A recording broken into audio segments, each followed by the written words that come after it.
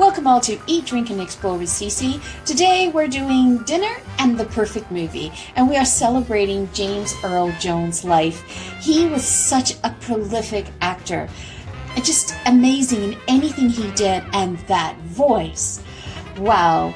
I mean, most of us know him, older generation knows him for his breakout role as in Star Wars as Darth Vader, the voice, and the younger generation will more than likely know him as Mufusa's voice in The Lion King.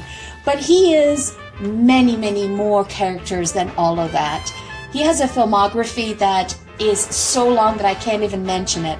The movies, TV, stage plays, a lot of voiceovers, commercials. He was even on soaps in the afternoon. So I just really wanted to take a moment and celebrate his life. And the movie we're going to be watching today is called Timepiece. I wanted to show a movie that he did that he was exceptional in, that didn't get the recognition that all of his big blockbuster ones had. So the movie we're going to see today is called Timepiece, and it's set in the 1940s. And because it's set in the 1940s, I thought I would do something that was very common to do, and that was Meatloaf. And remember, in the 1940s, we are coming out of the Great Depression in the 1930s, moving into the 1940s, just before World War II. So there were wartime, there were rationings, there were wartime recipes out there to help home cooks, put a meal on the table and stretch the dollar as well. So what we're going to do is we're going to do meatloaf. And I was researching this, and I found a great copy of The Joy of Cooking. And the one that I got was reprinted in 1957. That was the last reprint on that book. But it was started back in like the 1930s. And I found their meatloaf recipe, and they didn't call it meatloaf, they called it beef loaf. And there were two variations of it. One was all meat, and then there was a variation with vegetables. Because one of the things that they really try to emphasize is using vegetables to stretch the meat component. I mean, nowadays we know that the vegetables are more healthy for us, and it adds fiber and it adds all of that great stuff. But back then they just knew they needed to stretch the meat to feed a larger family than we have today. So in the spirit of cooking a la 1940s, early 1940s style, I am going to show you what I'm using and how I decided to stretch it and use what I had in here. So the first thing I'm using is two pounds of lean ground beef. Okay, lean top sirloin ground beef here. Now, you could mix this with pork and beef, or you could do it chicken and turkey. It's up to you. But remember that depending on the type of meat you get, you're going to have to think about the moisture component. How do I keep the meatloaf nice and moist in it? So what I did is, because I picked up the lean, I love the lean. Usually people use the medium, which is like the 80-20, but I like the lean. And what I do is I am going to show you how to use the breadcrumbs and some broth or chicken, or some stock, it's up to you, and make a panade. And that's going to add some moisture to the dish as well. Okay, so we'll get into the panade in more details. First things first is I am going to cook up the vegetables. Now, what I did here is I took half a cup of white onion and I diced it as small as I possibly can. Okay, and I did the same thing with celery. That's half a cup, but I'm keeping the leaves because there's so much flavor in these leaves. I'm going to chop those up and add them as well into the pot. And then I did a small red pepper, and the red pepper is going to add some nice moisture as well. And that ended up being about 3/4 of a cup in there. And then as you guys know, I love color, and there's nothing worse than just a gray, boring blob of brown meatloaf. And so I'm going to spruce this up. And as I said, in the spirit of adding adding vegetables to stretch the meat, we're going to add carrots. Now, I didn't dice these up really tiny. I didn't mince them very tiny. I'm actually going to use the box grater on this, and I'm going to grate it. Now, why? Is because I love to see the ribbons of the carrots in the meatloaf. It adds a different dimension visually when you're eating. And then I'm going to also, I chopped up some green onions in here, and I'm not cooking these down. These are just going to be added to the meat, and that's going to be pops of color. And I also chopped up some parsley. I minced that finely, and I'm going to put that into the meat so that we see color as well. And that, of course, great flavor components, these two. And also because of was trying to stretch it. Remember, I keep telling you that parsley's stems are so flavorful. So what I did is I slightly diced these down, okay? And that's going to also flavor our meatloaf as well. And I am using panko for my breadcrumbs.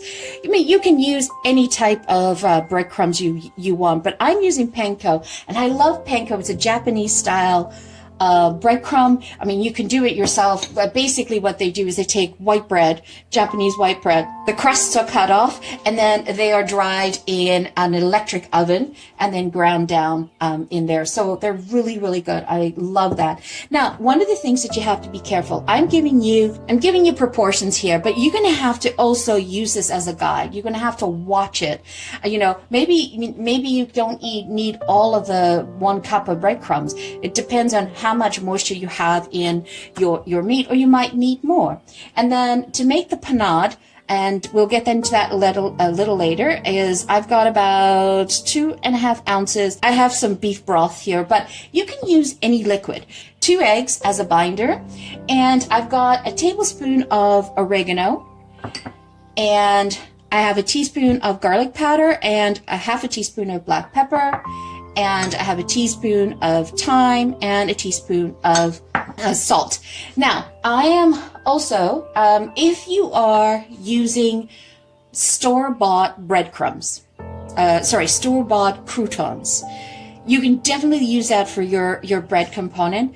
Just, whiz it down in your blender, you're good to go. But keep in mind that there is seasonings and sodium in that. So you want to watch how much salt you put into your dish if you're going to use a store-bought croutons and whiz it down. These panko is all it is bread. That's it. Nothing else. And we're going to add the seasonings to that, as you can see over here.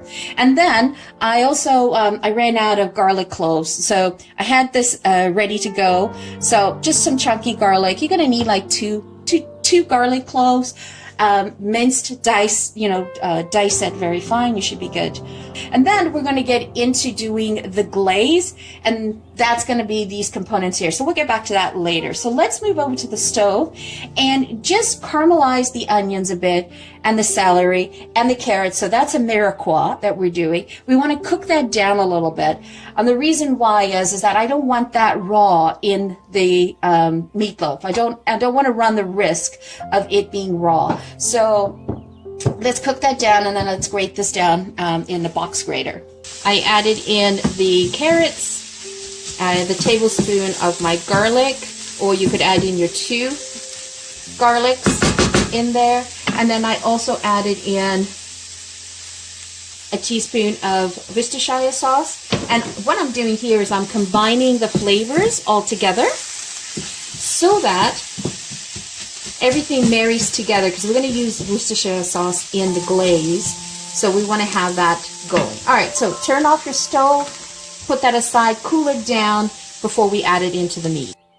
So what we're going to do is we're going to make the panko. You're going to take a cup of your breadcrumbs and put it in a bowl, and you then going to put in your liquid. Now your liquid can be anything from milk, chicken stock, beef stock, it can be yogurt, it can be water, whatever you have on hand. And then you mix that in with your breadcrumbs, and then you let the breadcrumbs soak in the liquid. Now, on my panko, because panko is super, super dry, I had 2 ounces of broth. I ended up putting 4 ounces in total because the panko absorbed it a lot more than I had anticipated.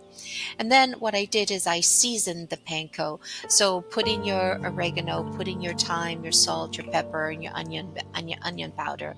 And what I also did is I used the parsley stalks that I had finely diced. I threw that into the panko mixture. So just get in there, mix it up, and have it ready for when you're going to combine it in with the meat.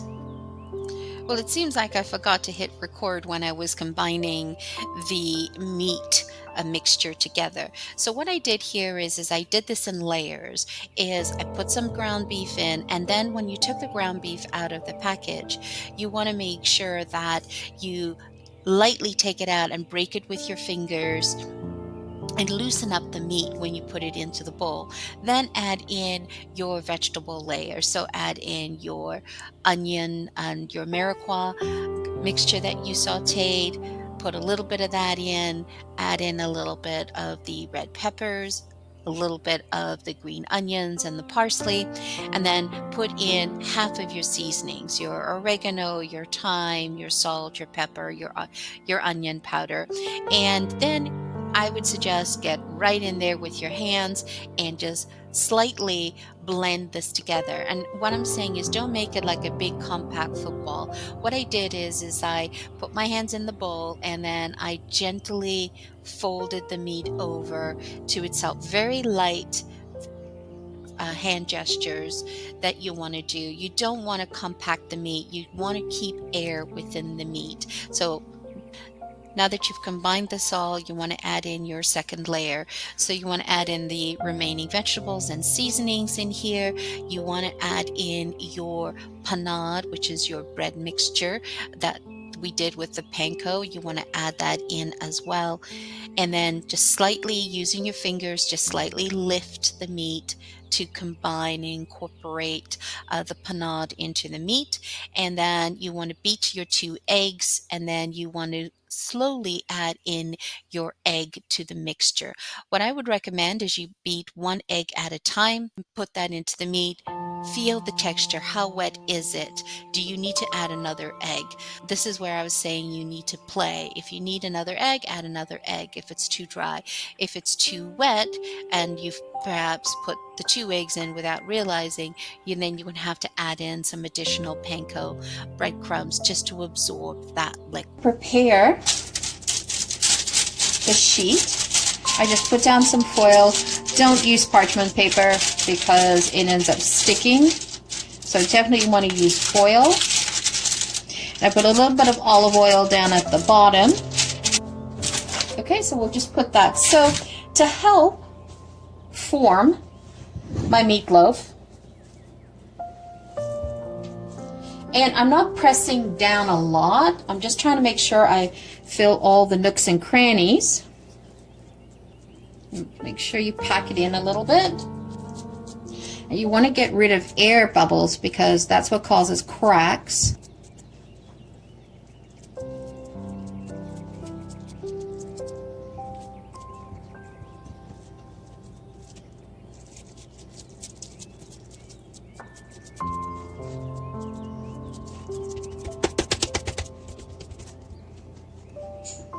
And I'll use the leftover. I'll make a patty. And you just sort of want to dock it a little bit, just so that you got some steam being able to release. And now you literally take your tray,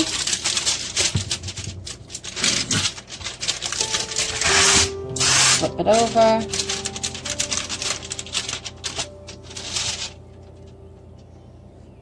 perfect. No fuss. Okay, so what we want to do is we want to put this in the oven right now. So the oven's been heating. So I set the oven to 350 and we want to put this in. And so we're going to make the glaze. So we're going to need a cup of ketchup.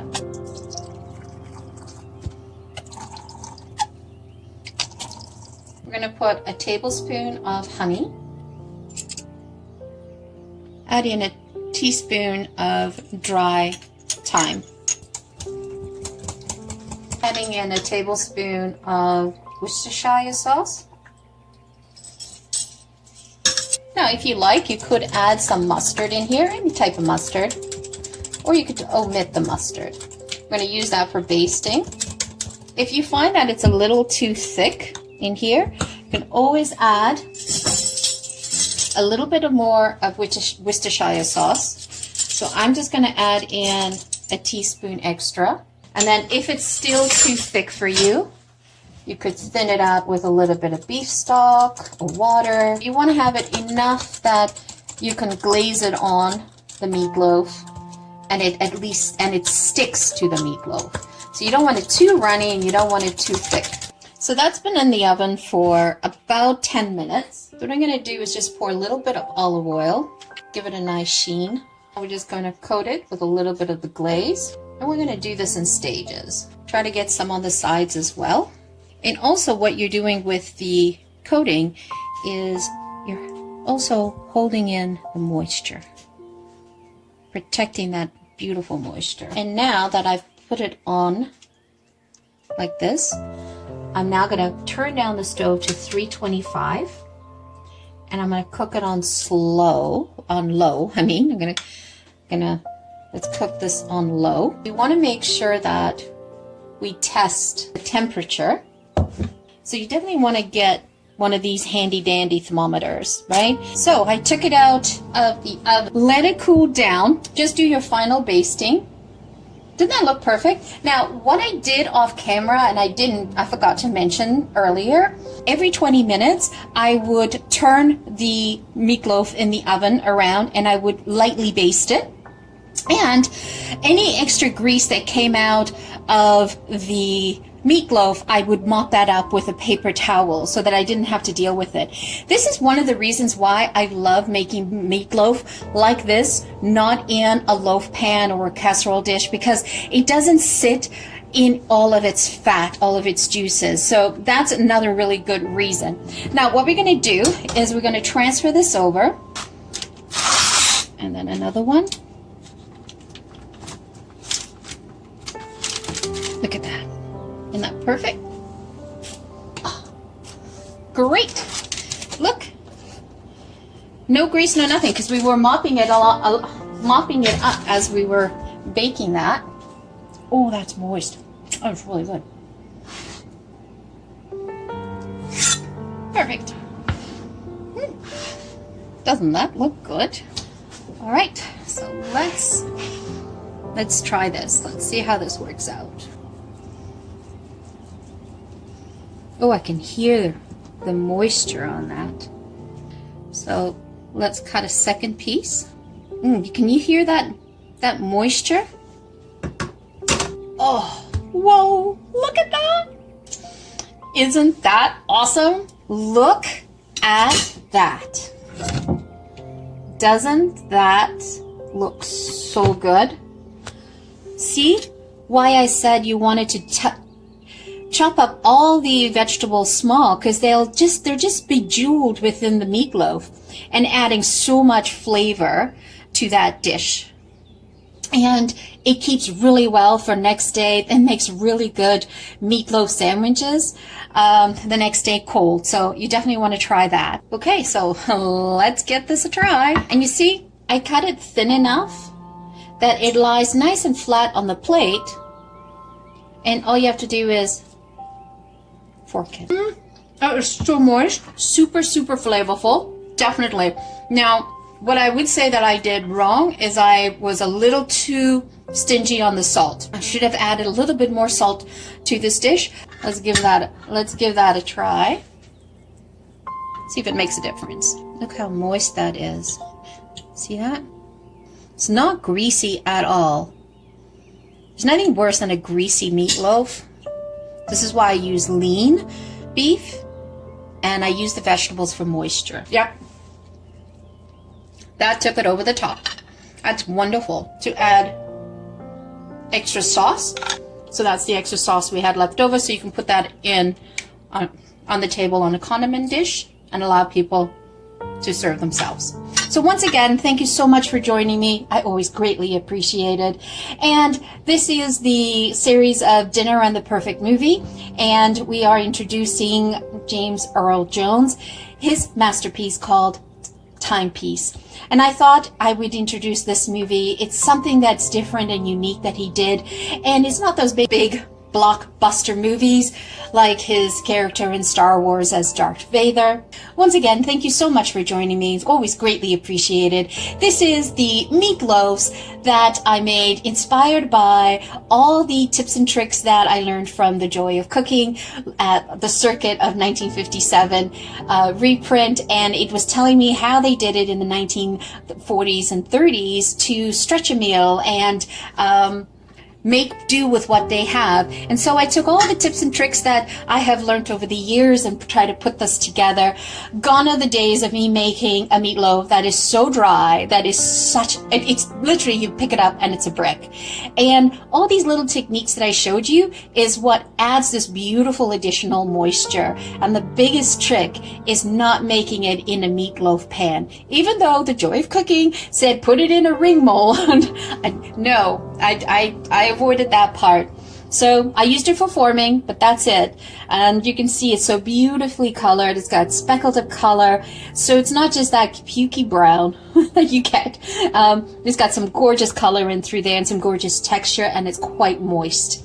So thank you again for joining me. This is the series of Dinner and the Perfect Movie, and we're watching Timepiece with James Earl Jones. And this is in appreciation of who he was as a person, as a character actor, who I spent so many years watching and enjoying and truly appreciated his craft. He is going to be sorely missed, and as his favorite character, I should say his most popular character in Star Wars, as Darth Vader. May the Force be with you, James.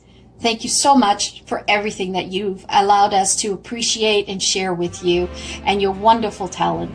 Have a great afternoon, everyone. Hope you enjoy this, enjoy the movie, and add a comment in. Tell me how your meatloaf went. Is there other tips and tricks that I might not be doing that I could take this a notch up even further? I would really look forward to reading that and trying to implement it. Thanks again, everyone. And for those returning champions, thank you so much for returning and showing your love. Always appreciate it from the bottom of my heart. For those who have not yet subscribed, show us some love. Hit that subscribe button. Tell us that you enjoyed this. Add some comments in there. We're trying to grow this channel, and the more interaction we have from you guys, the better. We are trying to grow this channel so that we can have this channel promoted more often across the YouTube community to enthusiasts like yourselves. Once again, thanks for joining me. Have a wonderful day. Enjoy the movie. Ciao for now.